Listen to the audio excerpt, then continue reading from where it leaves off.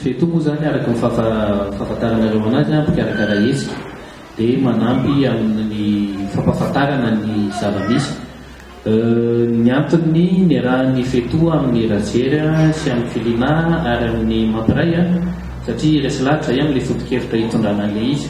Efa tamin'ny conférence de presse farany dia niantsonanareo iny moa efa niteny hoe isan'ny andrayan'ny resaka fototra mihitsy ny feto. Ity nefa hetsika kulturale sy ara-panatanjahantena fototra izay bazy ny isan'ny bazy ahafahan'ny firenena mandeha. Dia izay nahatonga ny feto miaraka hikarakara an'ity eraky Madagasikara fa tsy eto Antananarivo irery ihany.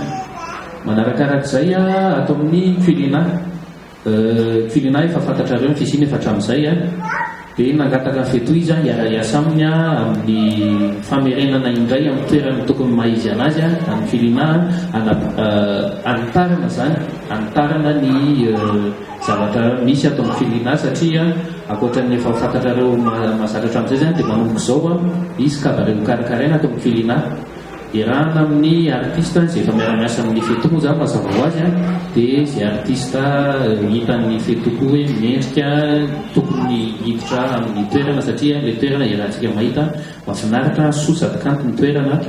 Dia ny feto moa efa nivory foana hatramin'izay hoe tena mpanakanto manana zava-kanto no entin'ny feto hiara-iasa aminy izay hitanay mendrika amin'ilay toerana iarahanay miasa.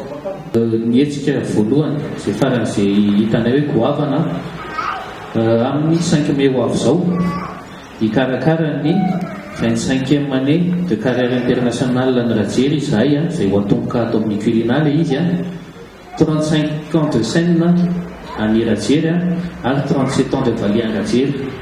25 taona ny zokintsika ato izao tao anaty izay 23 taona ny ainan'izay izy efa navita izay zavatra ngeda be izay dia feto no isany hikarakara zany fampahafantarana izay zavatra izay. 5 mai ato amin'ny culina dia 26 mai misy hetsika ngeda be amin'ny toerana hafa izay olazainay anareo mendalaneo ihany. Ireo zany aloha programme miandry antsika ato.